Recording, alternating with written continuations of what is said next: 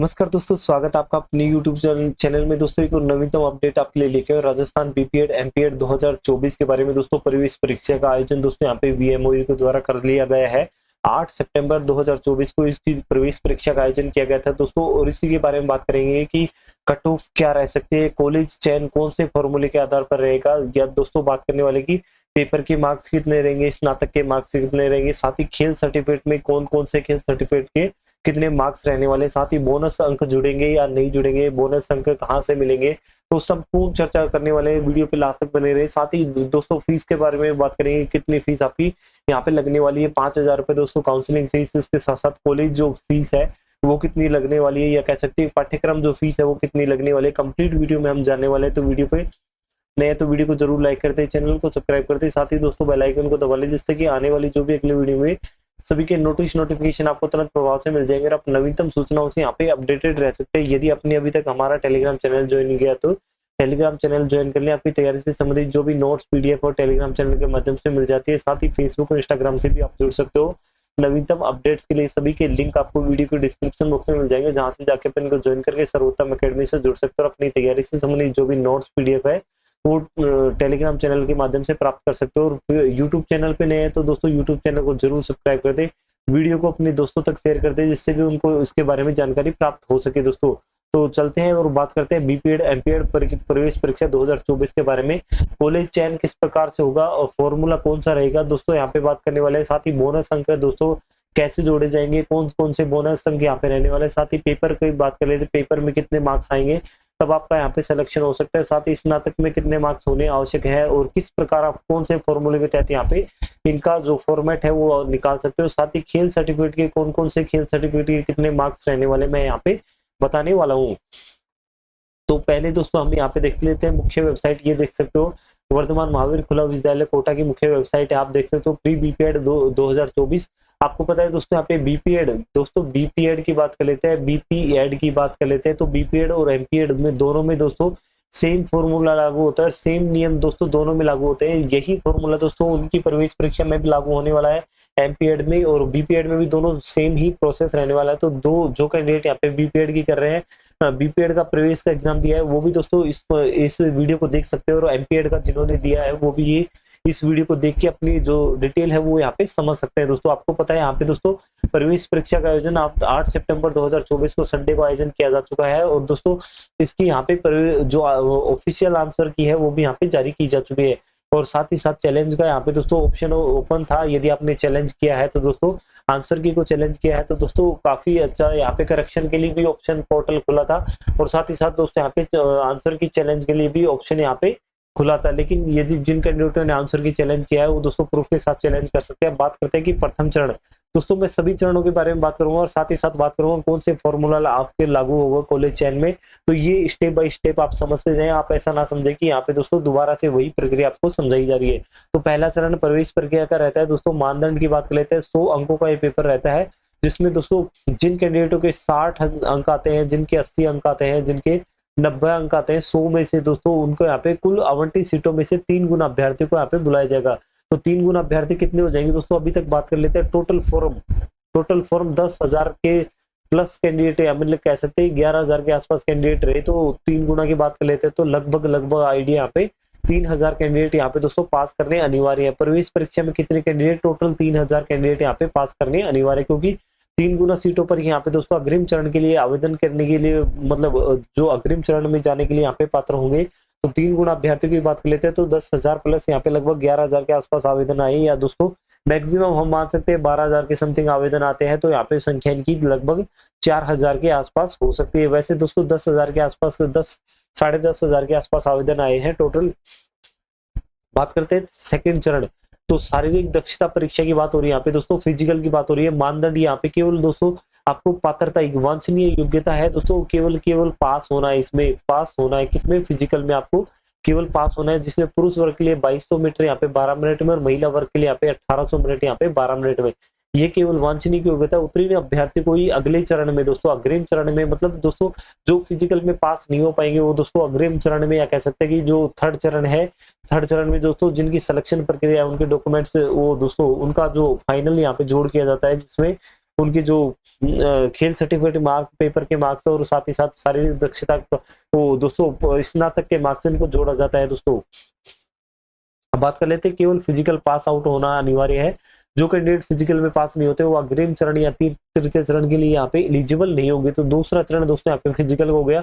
अब थर्ड चरण की बात कर लेते हैं, तो तीसरा चरण होता है दोस्तों वरीयता क्रम का। तृतीय चरण की बात कर लेते हैं, वरीयता क्रम का होता है। वरीयता क्रम दोस्तों यहाँ पे प्रवेश परीक्षा के आपके 20 अंक जोड़े जाएंगे। मानो आपने 60% आपने 60 या कह सकते हैं कि 60 अंक आपने दोस्तों एग्जाम में या प्रवेश परीक्षा में प्राप्त किए, तो उसका 20% आप लगा सकते हो यहाँ पे दोस्तों। कितने हो गए यहाँ पे 12 मार्क्स हो गए दोस्तों, 12 मार्क्स हो गए। इसी प्रकार यदि आपके 80% आते हैं, 80 अंक आते हैं प्रवेश परीक्षा में, तो उसका यहाँ पे 20% करेंगे तो यहाँ पे दोस्तों लगभग यहाँ पे 16 अंक यहाँ पे हो जाते हैं। स्नातक के दोस्तों यहाँ पे 40% या 40 अंक जोड़े जाएंगे दोस्तों। यहाँ पे 40% का क्राइटेरिया रहने वाला है। यदि दोस्तों स्नातक में आपके 60% हो तो उसका 40% आप निकालोगे तो दोस्तों यहाँ पे 24 अंक यहाँ पे हो जाते हैं, 12 अंक हो जाते हैं 24। इसके बाद में यहाँ पे सीपीएड डीपीएड खेल में 1 वर्षीय डिप्लोमा पाठ्यक्रम है तो 5 अंक आपको मिलने वाले हैं। और खेल प्रमाण पत्र के अधिकतम अंक दोस्तों यहाँ पे 35 आपके रहने वाले हैं दोस्तों। इस प्रकार अधिकतम यहाँ पे कुल 100 अंकों में से आपका दोस्तों फाइनल परिणाम की बात करते हैं। यहाँ पे फाइनल जो परिणाम है वो दोस्तों आपको अधिकतम 100 अंक में से आपके रहने वाला है। मतलब अधिकतम 100 अंक में से आपको जितने अंक प्राप्त होते हैं वो फाइनल आपका परिणाम रहने वाला है। अब यहाँ पे दोस्तों एक चरण में हम यहाँ पे समझते हैं क्या यहाँ पे प्रक्रिया रहने वाली है और पहले चरण के किस प्रकार आप यहाँ पे आप देख सकते हो पहले चरण का जो प्रोसेस क्या रह सकता है। तो आप देखिए यहाँ पे प्रथम चरण की, यहाँ पे प्रथम चरण में यदि आपके 60% मार्क्स 60 मार्क्स आ रहे हैं 100 में से, तो आपको दोस्तों इस प्रकार रेशियो निकाल के यहाँ पे 12 अंक आपके जुड़ जाते हैं। अब बात करते हैं सेकंड चरण यूजी मतलब स्नातक के जो मार्क्स है, यदि आपके 60% मार्क्स यूजी में आ रहे हैं तो 60% का रेशियो निकालते हो आप देख सकते हो 60 इंटू 40/100 बराबर कितने हो गए यहाँ पे 40 मतलब 24 यहाँ पे अंक हो गए। तो दोनों मिला के तो कितने हो गए यहाँ पे दोस्तों, दोनों के अंक मिला के बात कर लेते हैं यहाँ पे 36 मार्क्स हो गए दोस्तों। अब इसके बाद में आपके खेल सर्टिफिकेट के मार्क्स जुड़ते हैं। तो तृतीय चरण में आप देखेंगे, तृतीय चरण में खेल जो प्रमाण पत्र उसके मार्क्स आपके यहाँ पे जुड़ने वाले हैं। तो इस प्रकार पहला चरण दूसरा चरण और दोस्तों पहला चरण दूसरा चरण और यहाँ पे तीसरा चरण, तीनों चरणों की बात कर लेते हैं। तो पहले चरण में दोस्तों 12 मार्क्स आए थे, द्वितीय चरण में इनको जोड़ते हुए 24 मार्क्स को जोड़ेंगे तो दोनों मिला के यहाँ पे 36 मार्क्स हो जाते हैं। इसके अलावा खेल के अधिकतम बताया गया यहाँ पे 35 मार्क्स अधिकतम जुड़ सकते हैं। तो नेक्स्ट प्रोसेस में हम जानेंगे, अभी यहाँ पे 60% के हिसाब से जाना था। अब पेपर सेकंड में दूसरा दोस्तों देख लेते हैं, एक सामान्य समझाने का प्रोसेस है दोस्तों। समझाने का पेपर में यदि आपके 80% मार्क आए, पहले मैंने समझाया था कि 60 मार्क्स आए हैं आपके पेपर में। अब बात करें हम 80 मार्क्स यदि आपके पेपर में आए हैं तो यहाँ पे 80 इंटू 20/100 बराबर 16 अंक हो जाते हैं। इसके बाद में यूजी की बात कर लेते हैं। यूजी में 70% आपके यदि है, मतलब स्नातक में आपके 70% है तो 70 का 40 से रेशियो करते हुए आप देखेंगे 28 यहाँ पे मार्क्स आ जाते हैं। और उसी के बाद में यहाँ पे खेल प्रमाण पत्र को यहाँ पे जोड़ा जाता है। खेल प्रमाण पत्र के अधिकतम 35 अंक जोड़े जा सकते हैं। तो आप देख सकते हो पहले चरण दूसरा चरण और तीसरे चरण मतलब तीनों को जोड़ते हुए दोस्तों यहाँ पे दोनों चरणों को जोड़ेंगे तो दोनों चरणों के यहाँ पे 16 + 28 बराबर 44 हो जाते हैं। उसके बाद में खेल प्रमाण पत्र के अधिकतम आप 35 अंक यहाँ पे ले सकते हो। किसी कैंडिडेट के दोस्तों 35 अंक आ जाते हैं, किसी के यहाँ पे 30, किसी के 25। तो इस प्रकार 35 आप जोड़ेंगे तो यहाँ पे दोस्तों 59 और यहाँ पे 47 मतलब इतने ही दोस्तों मार्क्स आ रहे हैं। लेकिन दोस्तों ये कट ऑफ यहाँ पे बहुत ज्यादा है, काफी सारे कैंडिडेट से रिव्यू आए हैं जिनमें कट ऑफ यहाँ पे दोस्तों कम है, बहुत कम मात्रा में आई है। दोस्तों कट ऑफ के बारे में बात करेंगे, इससे पहले बात करते हैं खेल सर्टिफिकेट। तो 35 अंक दोस्तों अधिकतम यहाँ पे दे रखे हैं दोस्तों। यहाँ पे अखिल भारतीय स्तर पर विश्वविद्यालय जो स्कूल गेम्स है उसमें सेकंड स्थान प्राप्त किया हो या तृतीय स्थान प्राप्त किया हो तो 25 अंक हो गए दोस्तों यहाँ पे। और प्रतिभागी खेल प्रमाण पत्र स्कूल गेम्स फेडरेशन में आपको दोस्तों 20 अंक मिलने वाले। इसी प्रकार अंकों का ये वर्गीकरण आपको दोस्तों टेलीग्राम चैनल पे ये पीडीएफ मिल जाएगी, जहां से आप देख सकते हो कितने कितने अंक की संख्या यहाँ पे रहने वाले हैं। और बात कर लेते हैं अब कट ऑफ की। तो दोस्तों स्टूडेंट्स के रिव्यू, जितने भी ये स्टूडेंट थे उनके रिव्यू के अकॉर्डिंग बात करते हैं तो लगभग दोस्तों यहाँ पे 55% से यहाँ पे 60%, 55% से यहाँ पे 60% फाइनल मार्क्स की बात हो रही है यहाँ पे दोस्तों। फाइनल जो 100 अंक का पेपर था दोस्तों यहाँ पे 100 दोस्तों फाइनल 100 अंक यहाँ पे जोड़े गए थे। फाइनल 100 में से दोस्तों यहाँ पे लगभग जो स्टूडेंट्स का रिव्यू है यहाँ पे 55% और 60% यहाँ पे अंक आ रहे हैं, जिसमें दोस्तों उन्होंने पेपर दोस्तों यहाँ पे किसमें पेपर के अंक भी जोड़ लिए, पेपर का अंक का जो भी मार्क्स निकाल लिया। बात करते हैं सेकंड यूजी के अंक भी उन्होंने जोड़ लिए, प्लस में यहाँ पे खेल के मार्क्स भी यहाँ पे उन्होंने जोड़ लिए। उसके बाद में दोस्तों इन सभी को जोड़ने के बाद में दोस्तों जिनके जो मार्क्स निकलते हैं वो यहाँ पे दोस्तों 55 से 60% यहाँ पे रहते हैं।